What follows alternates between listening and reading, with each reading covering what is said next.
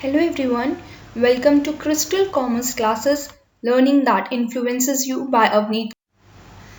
Characteristics of business. Today we will start this topic, but before we should revise the last one. This is a chapter 1 of Business Studies, class 11th. In last class, we studied the nature and concept of business and the relationship and the difference between business, profession and employment. Today we will start characteristics of business. Number one, an economic activity. Business is considered to be an economic activity because it is undertaken with the objective of earning money or livelihood. This activity can be undertaken either on a small and individual level or large scale in a formal and organized level. हमने last class में पढ़ा था economic activity वो activity होती है वो सारे works जिसको करके हमें कुछ अर्निंग होती है और हमने लाइवलीहुड चला सकते हैं. ठीक इसी तरीके से बिजनेस भी उसी तरीके का प्रोफेशन है. बिजनेस में क्या होता है, हम पैसा इन्वेस्ट करते हैं, प्रॉफिट अर्न करते हैं, जिससे हमारी इनकम होती है और उस इनकम से हम अपना लाइवलीहुड चलाते हैं. तो बिजनेस क्या है, एक इकोनॉमिक एक्टिविटी है. सेकेंड, प्रोडक्शन और procurement of goods and services. Every business enterprise either manufacture the goods it deals in or acquires them from producer to be further sold to consumer or users. Services may include facilities offered to consumers, business firms and organizations in the form of transportation, banking, etc. हमने पढ़ा था last class पे business का जो मतलब होता है कि वो ऐसी एक्टिविटीज जहाँ पे रेगुलर बेसिस पे परचेज एंड सेल हो रहा है. तो प्रोडक्शन और प्रोक्योरमेंट का मतलब ये है, अगर मान लो मेरी मैन्युफैक्चरिंग कंपनी है और मैं बिस्किट्स प्रोड्यूस करती हूँ, तो जो भी मैं बिस्किट्स प्रोड्यूस करूंगी पहले वो जाएंगी होलसेलर मार्केट में, फिर वो जाएंगे रिटेल में, तब वो जाते हैं फाइनल कंज्यूमर. अगर मेरी होलसेलर की शॉप है तो मैं मैन्युफैक्चर से गुड्स लेकर आऊंगी, तो ये भी क्या एक तरीके का बिजनेस एक्टिविटी है. मुझसे रिटेलर लेके जाएगा, मान लो कोई एक्स रिटेलर है, एक्स नाम का पर्सन है जिसकी रिटेल शॉप है, तो वो लेके मेरे से जाएगा, तो हम लोग के बीच में एक बिजनेस चल रहा है और फिर वो फाइनल कंज्यूमर तक जा रहा है, वो भी एक तरीके का बिजनेस है. तो बिजनेस एक्टिविटीज ऐसी एक्टिविटीज जहाँ पे गुड्स का प्रोडक्शन या प्रोक्योरमेंट हो, या तो हम परचेज कर रहे हैं या मैन्युफैक्चर कर रहे हैं गुड्स को, और हम या तो फाइनल कंज्यूमर को या यूजर्स को. यूजर्स कौन हो गए, अगर मैंने बिस्किट्स बनाए, मैन्युफैक्चरिंग इंडस्ट्री है मेरी, मैंने बिस्किट्स प्रोड्यूस किए, तो वो जा रहे हैं होलसेलर को, तो होलसेलर से डायरेक्ट कंज्यूमर को नहीं जा रहे, वो कहाँ जा रहे, रिटेलर को. जो होलसेलर को जा रहे हैं इसको हम बोल देंगे कि कंज्यूमर है इसके, और यूजर्स हैं इनके. कंज्यूमर वो हो गए जो फाइनल हम पब्लिक होती है जो फाइनली गुड्स को प्रोड्यूस को परचेज करते हैं हम लोग. ठीक है. और अगर सर्विसेज की बात करें हम, तो उसमें ट्रांसपोर्ट फैसिलिटीज और बैंकिंग फैसिलिटीज, हम पेमेंट बैंकिंग हमें लोन पैसा देता है, हम वहाँ पे सेविंग अकाउंट, म्यूचुअल फंड्स, ये सब जो भी हमें फैसिलिटीज दे रहा है जिसकी वजह से उनकी अर्निंग हुई, वो प्रॉफिट अर्न कर रहे हैं, और वो भी एक तरीके से हर एक इंडिविजुअल पर्सन जो भी बैंकिंग सेक्टर में वो खुद की लाइवलीहुड अर्न कर पा रहे हैं, प्लस हमारी बैंकिंग सेक्टर भी ग्रो कर रही है. Third point is sale or exchange of goods and services. One essential is that should be a sale or exchange of goods or services between the seller and the buyer. एक चीज याद रखनी जरूरी है, जहाँ ट्रांजेक्शन नहीं होगा, जहाँ पे लेन देन नहीं होगा, सिंपल लैंग्वेज में एकदम लेमैन लैंग्वेज समझा रही हूँ. लेन देन का मतलब किसी ने कुछ लिया और किसी ने उसके बदले में उसको दिया. मैंने पेन खरीदा तो कस्टमर के पास पेन आया और जो सेलर था उसके पास मनी आया, तो सेल और एक्सचेंज गुड्स एंड सर्विसेज चल रही.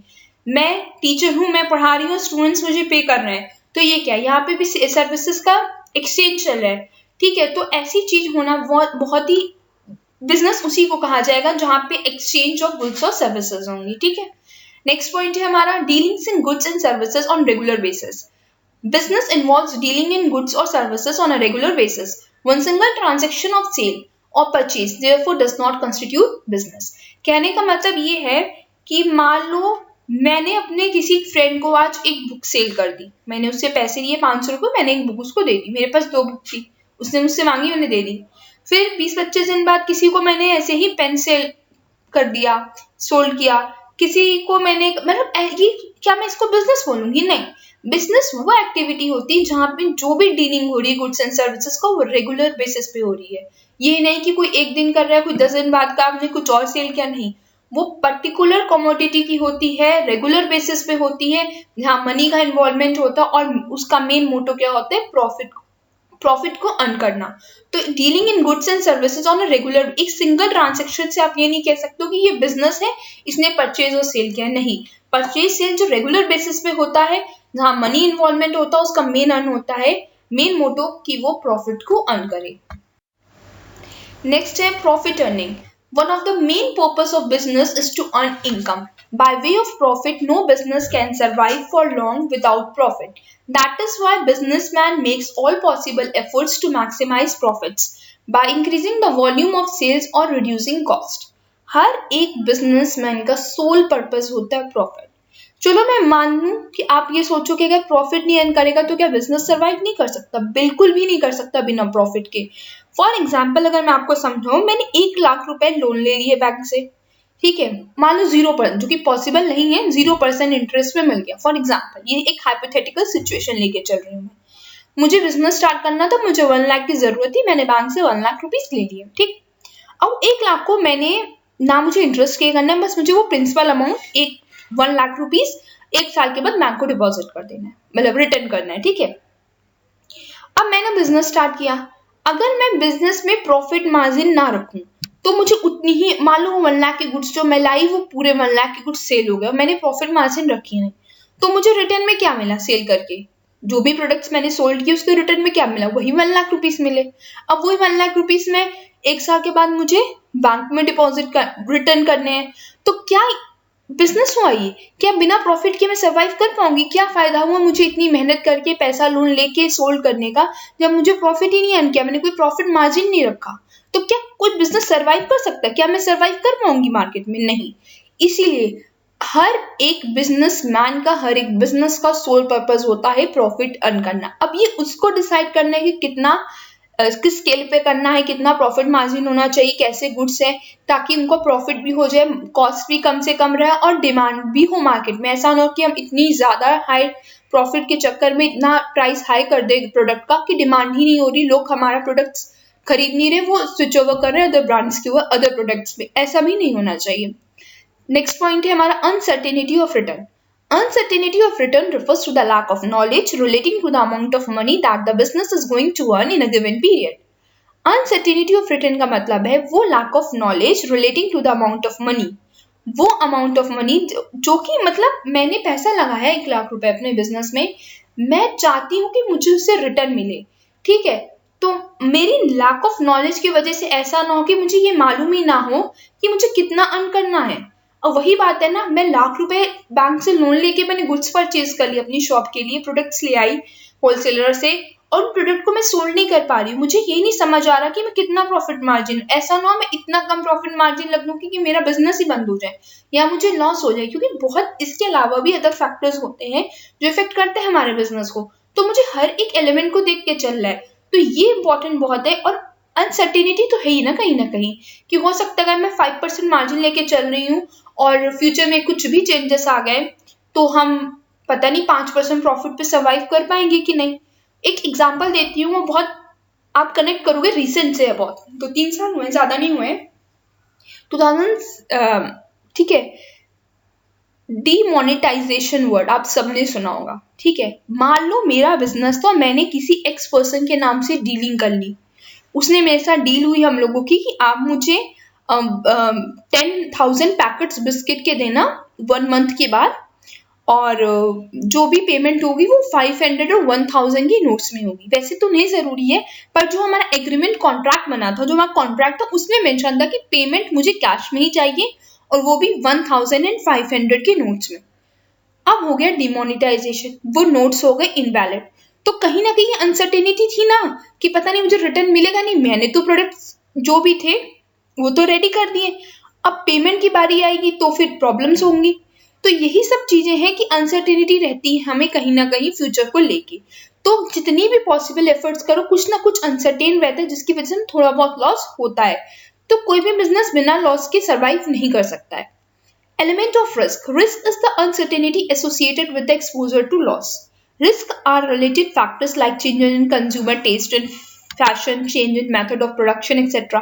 वही सब चीजें हैं कि कंज्यूमर का टेस्ट, फैशन बदल गया, कोई नया ब्रांड आ गया, अब उसमें स्विच ओवर कर ले, और मैं पुराने टेक्निक से ही अपने गुड्स को प्रोड्यूस कर रही थी।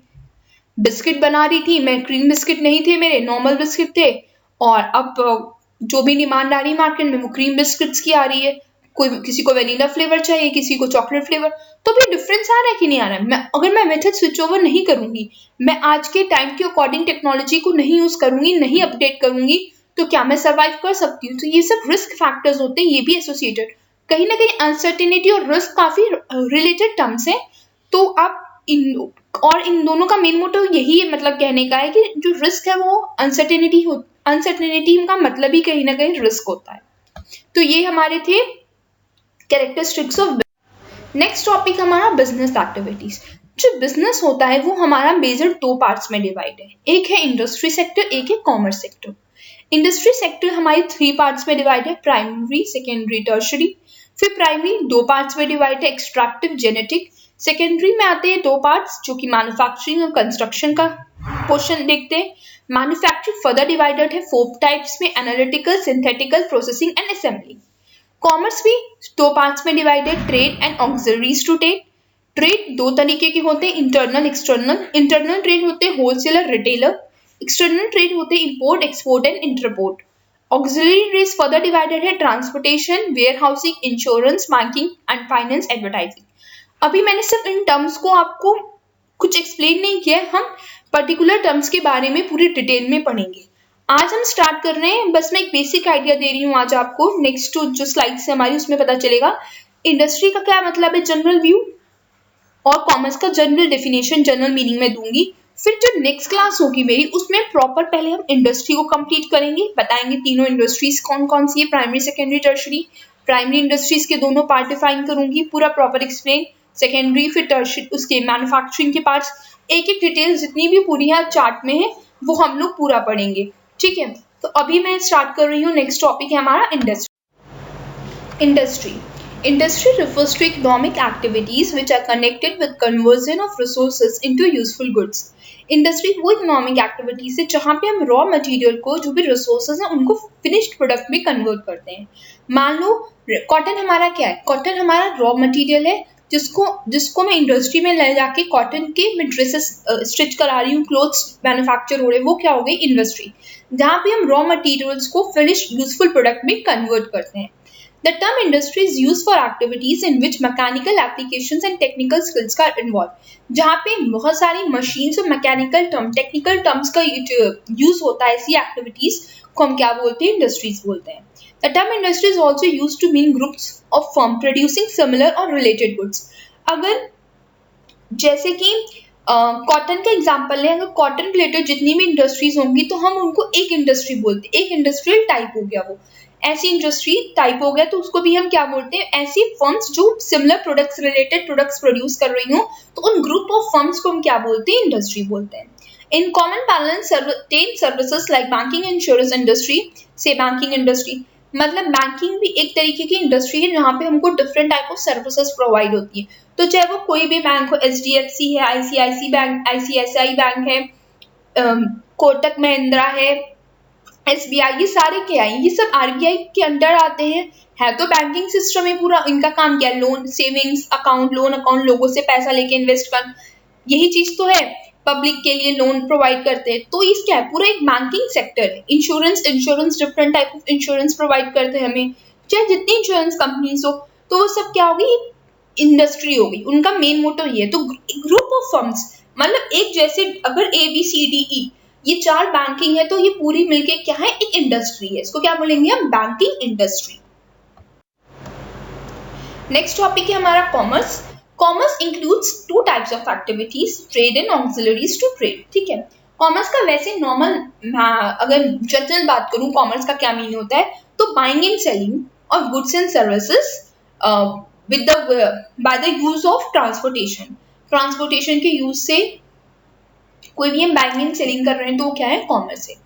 बाइंग और ट्रेड का मतलब होता है buying and selling, but these are lots of activities. Buying and selling के बीच में बहुत सारी एक्टिविटीज इन्वॉल्व होती हैं, उन एक्टिविटीज जो को वो क्या होती है, ऑक्सिलरीज टू ट्रेड बोलते हैं, transport, banking, insurance.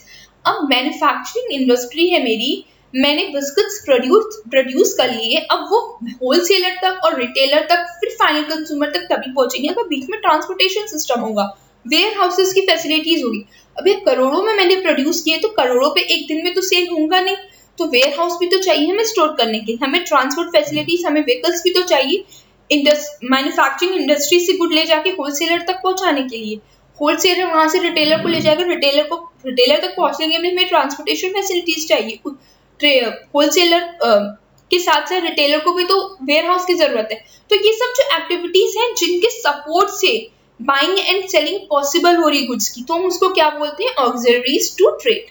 Commerce provide link between producer and consumer. ये लिंक है क्योंकि मैन्युफैक्चरिंग अगर ए इंडस्ट्री कहीं आउटर में है, किसी स्टेट के आउटर में, तो वहां से फाइनल कंज्यूमर में और ऑल ओवर इंडिया में गुड्स पहुंच रहा है, तो वो किसी के लिंक के थ्रू पहुंच रहा है। वो ट्रांसपोर्टेशन है, वो पूरी चेन है, होलसेलर, रिटेलर, प्रोड्यूसर, कंज्यूमर तक पहुंचने की चैनल्स ऑफ डिस्ट्रीब्यूशन, ये सब चीजें हैं जिनकी वजह से हम पहुंच रहे हैं। तो कॉमर्स क्या, वो लिंक प्रोवाइड कर रहा है प्रोड्यूसर और कंज्यूमर के बीच में।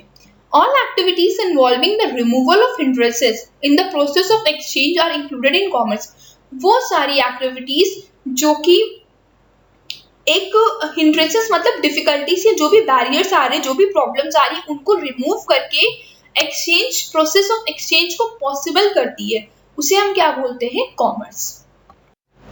तो आज की क्लास में हमने पढ़ा कि कैरेक्टरिस्टिक्स क्या है बिजनेस की, और बिजनेस एक्टिविटीज ब्रॉडली पूरा चार्ट हमने पढ़ा, देखा, टर्म्स पढ़े कि क्या क्या टर्म्स है, उन टर्म्स को हम आगे कंटिन्यू करेंगे step by step. Next class में हम पढ़ेंगे प्रॉपर, पहले इंडस्ट्री पे फोकस करेंगे, पूरी इंडस्ट्री कंप्लीट होगी, तब हम बिजनेस एक्टिविटीज के सेकंड पॉइंट पे आएंगे जो कि कॉमर्स है हमारा। तो नेक्स्ट क्लास में इंडस्ट्रीज, टाइप्स ऑफ इंडस्ट्रीज, फिर प्राइमरी इंडस्ट्रीज के दोनों पार्ट, हम इस तरीके से पूरा चार्ट को पढ़ेंगे। चाहे एक या दो तीन क्लास जैसा भी लगेगा, थोड़ा थोड़ा पढ़ाऊंगी ताकि आपको चीजों को समझ आए। तो अगर आपने अभी तक मेरा चैनल सब्सक्राइब या शेयर नहीं किया तो प्लीज कीजिए। कोई भी डाउट है, कोई भी कंसेप्ट क्लियर नहीं हो रहा है, कमेंट बॉक्स में कमेंट जरूर कीजिए। आप मुझे इंस्टाग्राम पे भी फॉलो करिए, वहां पे आपको study materials, word of the day, ऐसे काफी क्विज क्वेश्चंस भी देखने को मिलेंगे।